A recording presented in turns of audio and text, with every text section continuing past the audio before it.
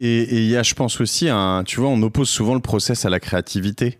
Tu vois, je pense que c'est pas forcément vrai. Il faut y faire attention. Dans ton process, tu dois laisser place à tout ça. Mais nous, on est quand même sur des métiers très créatifs. Quand je dis créatif, faut pas voir que design. Faut voir. Enfin, le monde du digital est un monde ultra créatif. Toi, t'as un podcast et des méthodes qui sont très créatives.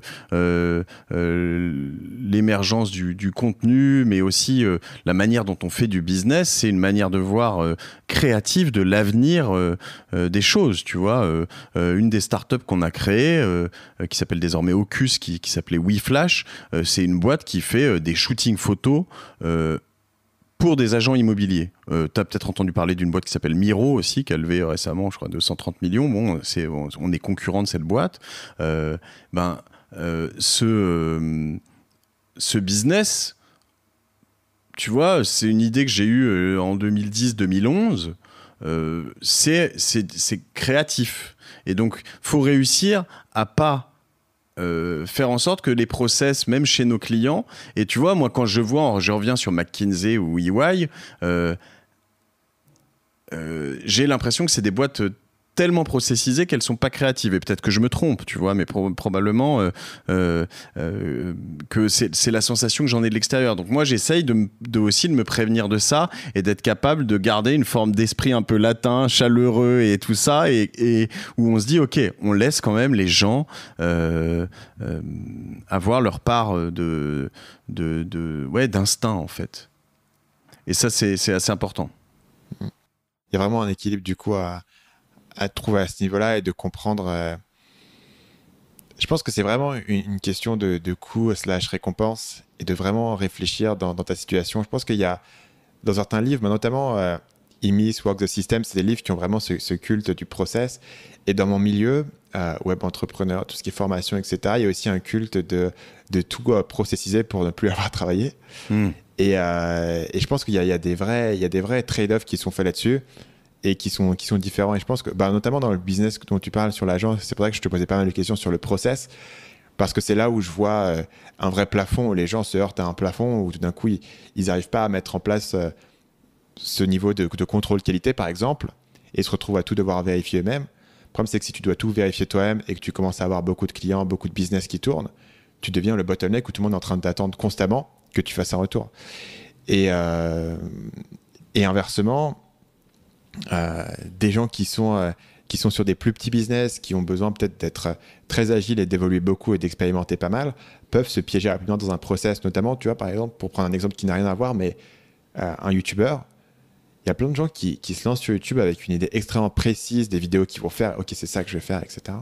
Ce qui est très bien, mais le truc, c'est que si ça fonctionne pas vraiment ce que tu fais, quand tu démarres sur YouTube, à la limite, au départ, il faut faire n'importe quoi comme vidéo et tester 1 milliard de trucs parce que de toute manière, tu es à zéro. Donc, tu peux pas descendre beaucoup plus bas que là où tu as commencé.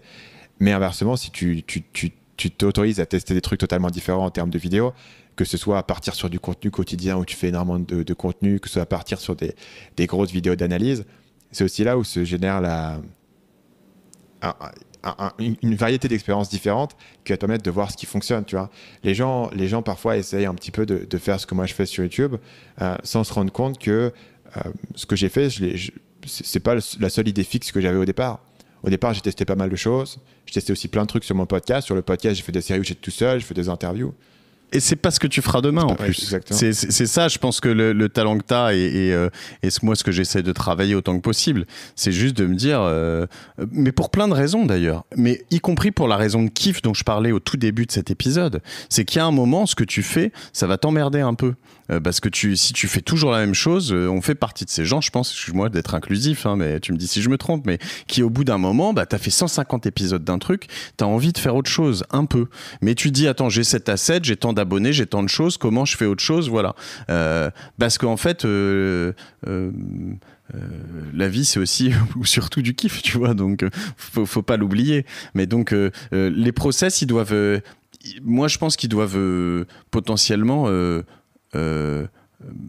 faciliter aussi cette partie de de kiff, de création, de strat, d'intellect, tu vois, de se dire, ok, je dois plus réfléchir quand je livre un site, attends, qu'est-ce que je dois faire ? Bah non, je dois faire les 12 trucs, ils sont là, il y a une checklist, c'est fait. En revanche, quand je reviens très en amont sur les premières approches chez un client, bah, je peux pas, comment processiser exactement les 3 ateliers que je vais avoir avec lui pour définir exactement ce qu'il doit faire et quelle est sa bonne strat. Est-ce qu'il doit vraiment faire une appli pour aller dans ses magasins ?